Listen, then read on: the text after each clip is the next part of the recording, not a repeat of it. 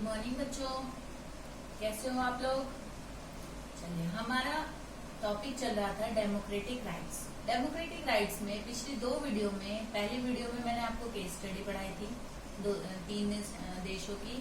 दूसरी वीडियो में हम जो हमारे राइट्स हैं उसके बारे में बताया था, और जो हमारे राइट्स हैं, फंडामेंटल राइट्स हैं, वो मैं आपको 3 राइट्स पढ़ा चुकी हूँ। पहला क्या था, राइट टू इक्वालिटी, दूसरा क्या था, राइट टू फ्रीडम, और तीसरा था राइट अगेंस्ट एक्सप्लॉयटेशन। ठीक है, अब हम आगे बढ़ते हैं। हमारा फोर्थ राइट है right to freedom of religion. जैसे कि आप सबको पता है, हमारा देश एक सेकुलर स्टेट है, सेकुलर कंट्री है, तो सेकुलर कंट्री में इस टाइप का राइट होना बहुत जरूरी है। तो ये है right to freedom of religion, यानी कि हमें अपने धर्म को मानने की आजादी। Right to freedom include right to freedom of religion as well. Right to freedom, अभी आपने पीछे पढ़ा, राइट टू फ्रीडम हमारा एक राइट है, और इसमें इसी के साथ अगर हम जोड़ दे तो राइट टू रिलीजन भी हमारा राइट है, यानी कि हमें जैसे जीने की आजादी है, जैसे फ्रीडम की आजादी है, ऐसी हमें रिलीजन की भी आजादी है।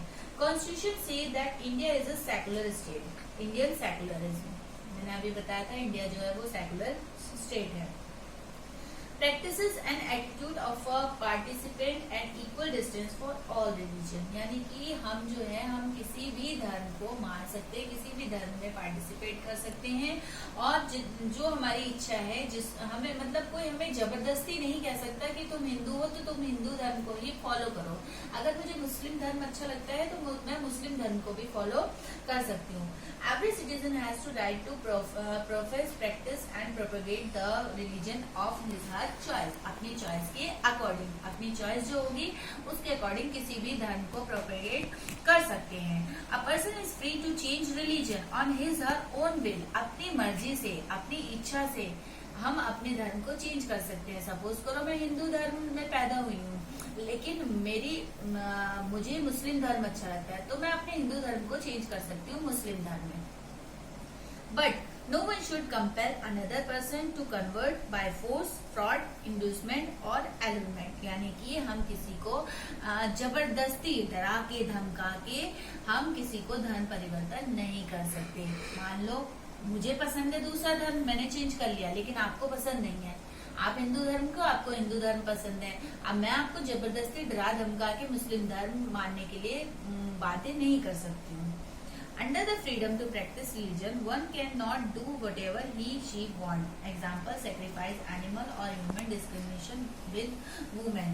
यानी कि फ्रीडम रिलीजन का मतलब, रिलीजियस फ्रीडम का मतलब ये नहीं है कि आप रिलीजन के नाम पे कुछ भी गलत करते रहो। जैसे कि देखते हो आप लोग, बलि प्रथा दी जाती है कई जगह भगवान को, देवी को, तो ये सब चीजें जो है, ये सब चीजें गलत है। गवर्नमेंट्स वर्क और बीइंग सेकुलर, गवर्नमेंट का जो काम है वो भी एक सेकुलर की तरह होना चाहिए, यानी गवर्नमेंट जो है वो भी एक निष्पक्ष है। गवर्नमेंट जो है वो भी किसी धर्म को नहीं मान सकती। No favour and no discrimination towards any religion, यानी किसी रिलीजन का गवर्नमेंट जो है वो भी किसी रिलीजन का फेवर नहीं कर सकती और किसी रिलीजन को डिस्क्रिमिनेट भी नहीं कर सकती। No religious instruction in government education institution, जो गवर्नमेंट के एजुकेशन इंस्टीट्यूशन है, यानी जहाँ पे गवर्नमेंट एजुकेशन मिलती है, वहाँ पे भी किसी पर्टिकुलर धर्म की शिक्षाएं नहीं दी जा सकती। What about private education institution, no person shall be compared, मतलब कि प्राइवेट एजुकेशन में भी किसी भी दो आदमी को कंपेयर नहीं किया जा सकता है, यानी कि किसी भी दो धर्म को का कंपेरिजन नहीं कर सकते हैं। अपने अपने सबके धर्म बराबर है। तो ये था हमारा चौथा fundamental right, right to freedom of religion. अब हम बढ़ते हैं अपने 5वें राइट की तरफ, जो कि है कल्चरल एंड एजुकेशनल राइट। अब इसको बच्चों ध्यान से समझना। Constitution specify the cultural and educational right of the minorities.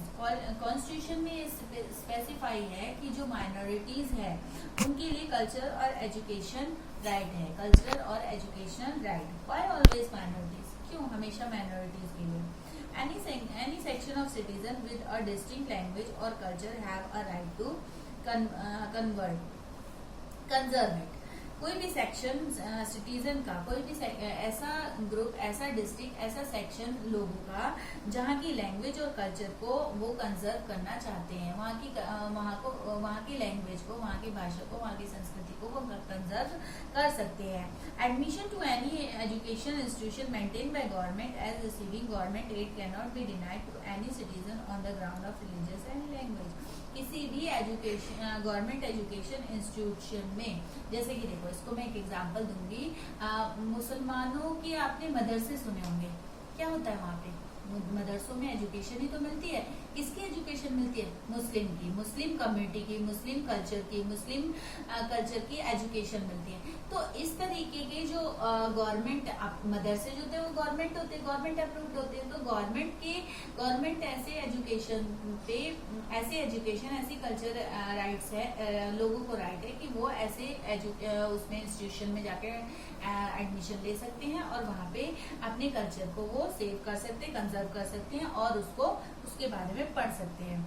All minorities in related terms have the right to establish and administer education institution of their choice। मतलब अपनी choice के according वो किसी भी एजुकेशन में जाकर के पढ़ सकते हैं। How can we secure these right? ये जो राइट है ये कैसे सिक्योर होता है? Why fundamental right are called? अब देखो, सॉरी, ये अब मैंने अभी आपको बताया एजुकेशन राइट, यानी कि कॉन्स्टिट्यूशन में हम अपनी कॉन्स्टिट्यूशन के अकॉर्डिंग हम अपने कल्चर को और कल्चर को बचाने के लिए कल्चर के बारे में भी एजुकेशन फ्रीली ले सकते हैं। हमें कोई जबरदस्ती उसके लिए कोई मनाही नहीं कर सकता। ये हमारा 5वां राइट था। अब इसके बाद देखो, how can we secure this right. ये जो 5 अभी राइट पड़े, हालांकि हमारे 6 राइट है, 6वां राइट मैं अभी आपको थोड़ी देर में बताऊंगी। ये जो राइट्स हैं ये कैसे सिक्योर होते हैं, इनको सिक्योर करने का क्या तरीका है, ये कैसे सिक्योर। फ्रीडम है भाई, फ्रीडम है, ठीक है, गवर्नमेंट ने लॉ बना दिया, लेकिन फिर भी अगर कोई मेरे फ्रीडम को खतरे में डालता है या उसको वायलेट करता है तो कैसे, उसको मैं कैसे बचाऊंगी। ये हमारा है 6वां राइट। समझिए बच्चों, इसको बचाना ही हमारा 6वां राइट है। कैसे, देखो समझते हैं। Why fundamental right are called so? What make them so important? क्या ऐसी चीज है जो इन फंडामेंटल राइट्स को इम्पोर्टेंट बनाती है? Because of the enforceable nature of fundamental right, they are so important. ये जो है ये एनफोर्सेबल नेचर है इनका, यानी कि ये लागू होते हैं। इसके एनफोर्सेबल नेचर की वजह से ये इम्पोर्टेंट है। We can say seek enforcement of fundamental right in case of their violation. अगर इसका कोई वायलेशन करता है, इसको कोई वायलेट करता है, तो हम इसको एज अ फंडामेंटल राइट उसके खिलाफ जाकर के हम केस फाइल कर सकते हैं, उसके खिलाफ जाकर के बोल सकते हैं। और यही हमारा 6वां राइट है, यही हमारा 6वां अधिकार है कि अगर कोई हमारे फंडामेंटल राइट को वायलेट करता है तो हम उसके खिलाफ जाके केस फाइल कर सकते हैं। ये हमारा 6वां राइट है। Right to see constitutional remedies, यानी कि कॉन्स्टिट्यूशनल रेमेडीज का जो राइट है वो भी हमारा एक इम्पोर्टेंट फंडामेंटल राइट है। Seek enforcement itself is a fundamental right.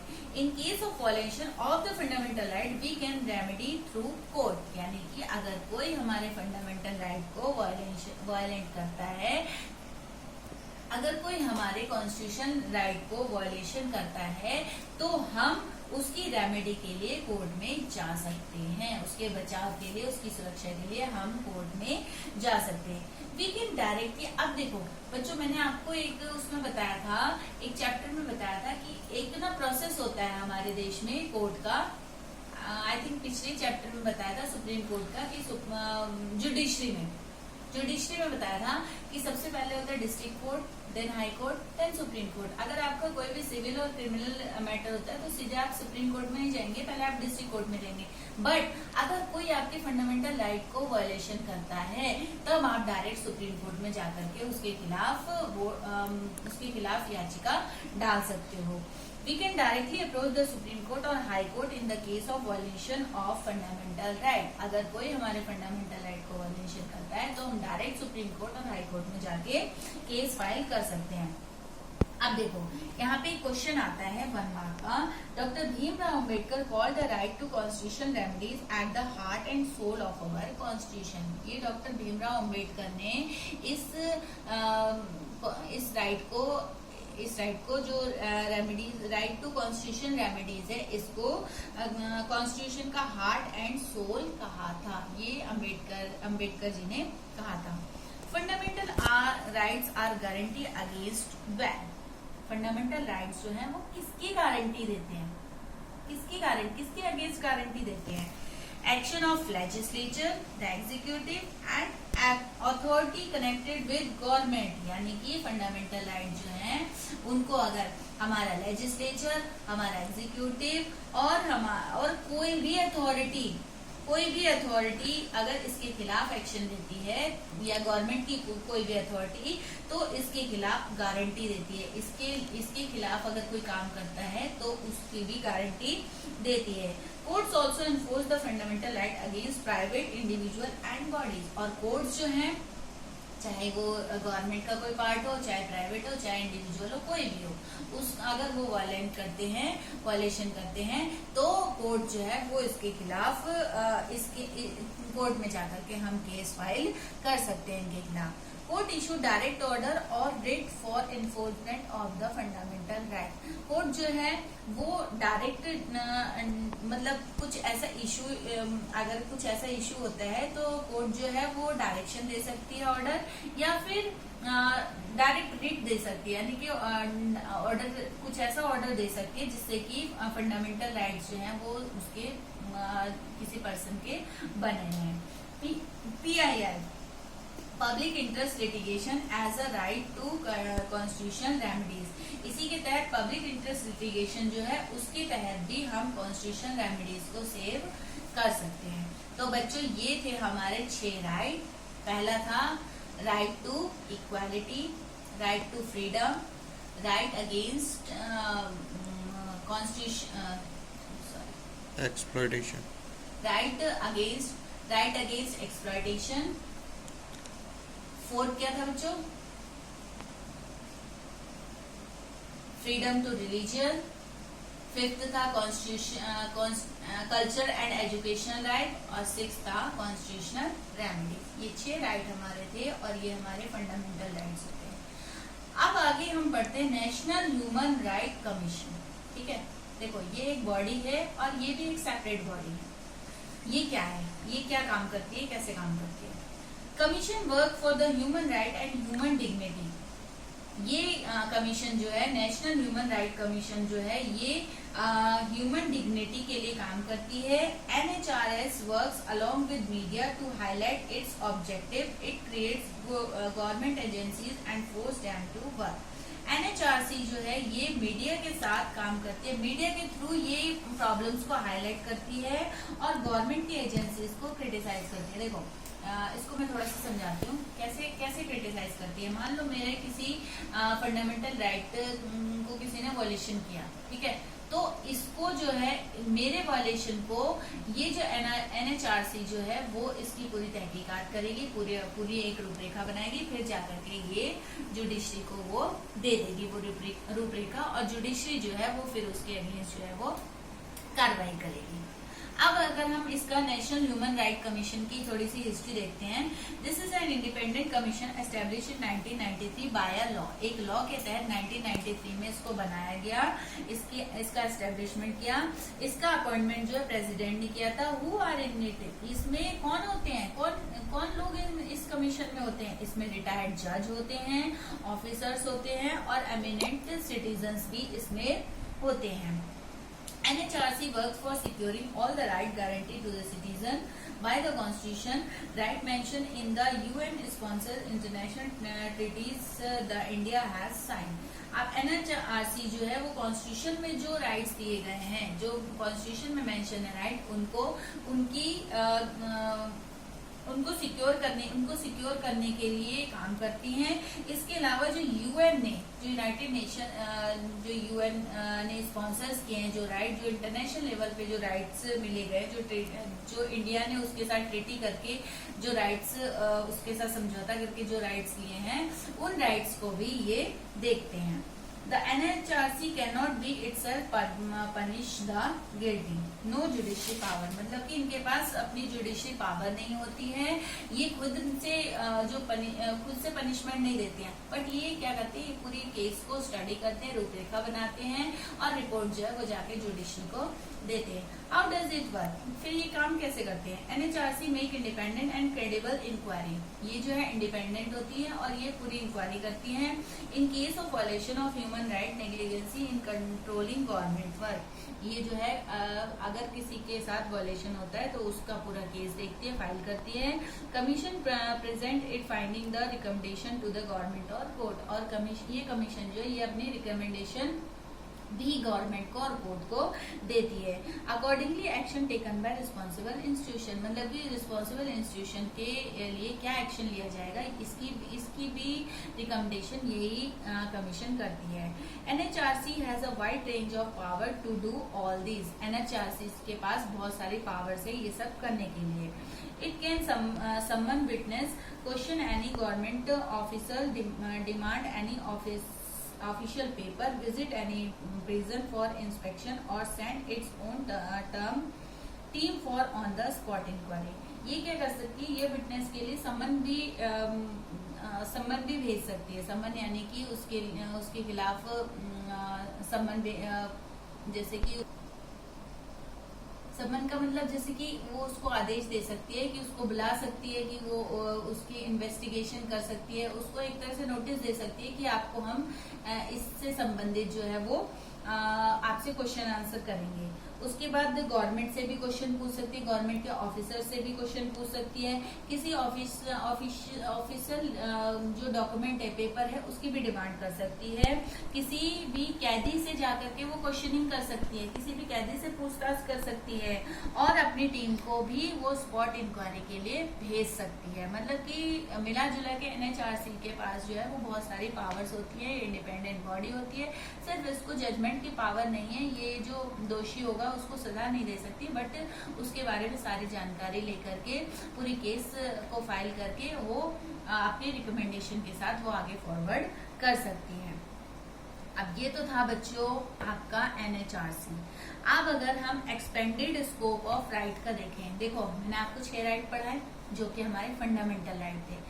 In fundamental rights के अलावा भी कुछ ऐसे राइट्स हैं. अब देखो बच्चों, कॉन्स्टिट्यूशन हमारा बना कब, बहुत साल पहले, मतलब कई साल हो गए. 1950 में लागू हो गया था, अभी 2020 चला है, यानी कि 70 इयर्स हो गए हमारे कॉन्स्टिट्यूशन को बने हुए. अब इन 70 इयर्स में बहुत सारी ऐसी चीज थी जिनको हमारे कॉन्स्टिट्यूशन में जोड़ना जरूरी था. तो इनको अब फंडामेंटल राइट तो हमारे 6 हो गए, वो जरूरी हैं और उनके बिना जो है हमारी जिंदगी नहीं चल सकती. 6 फंडामेंटल राइट्स के, लेकिन इनके अलावा भी कुछ ऐसे राइट्स थे जिनको ऐड करना बहुत जरूरी था हमारे कॉन्स्टिट्यूशन में. तो वो राइट्स क्या क्या थे, हालांकि ये राइट फंडामेंटल राइट नहीं है, लेकिन फिर भी ये एक जरूरी राइट है. क्या क्या है ये देखो. फ्रीडम ऑफ प्रेस को फ्रीडम देना. प्रेस जब तक देखते हो आप लोग, अभी के टाइम में, मतलब हमेशा ही प्रेस वो है आजाद है. जब भी हमारी प्रेस को आजादी है तभी प्रेस जो है वो गवर्नमेंट के ऊपर तरह तरह के सवाल, मतलब गवर्नमेंट के जो लोग हैं उनका नाम लेकर के, पर्टिकुलर नाम लेकर के प्रेस जो है वो अपने क्वेश्चन या जो है वो करती है. उसके बाद है right to information. Right to information यानी कि इसके तहत RTI जो है वो एक कानून बना था. RTI के तहत जो है हम किसी भी गवर्नमेंट ऑफिस की जो इन्फॉर्मेशन है वो ले सकते हैं. राइट टू एजुकेशन का अधिकार देखो बच्चों सबको है. क्यों है, क्योंकि सरकार ने ये एक कानून बना रखा है कि हर 14 साल से कम का बच्चे को एजुकेशन का अधिकार है और वो फ्री ऑफ कॉस्ट एजुकेशन पा सकता है. उसके बाद है राइट टू प्रॉपर्टी, यानी कि लोग जो है वो कहीं भी किसी भी एरिया में जाकर के प्रॉपर्टी खरीद सकते हैं और वहाँ सेटल हो सकते हैं. राइट टू वोट देने का अधिकार सबको है. हर 18 साल से ज्यादा का पर्सन इंडिया का सिटीजन हो वो वोट देने का अधिकार रखता है. और राइट टू फूड यानी कि खाना जो है वो सब बेसिक जरूरत है और वो खाने का अधिकार भी उसका एक राइट है। ये सारे राइट जो है इनको हम legal as a legal rights कहते हैं। ये सारे राइट जो है वो एक लीगल राइट है, but these are not fundamental rights. Fundamental rights are only 6। Okay, first, दोबारा से मैं रिकैप करा रही हूँ। First right is right to equality, second right is right to freedom, third right is right against exploitation, fourth right is right religious right, okay, fifth is culture and educational right, and sixth is constitutional remedies.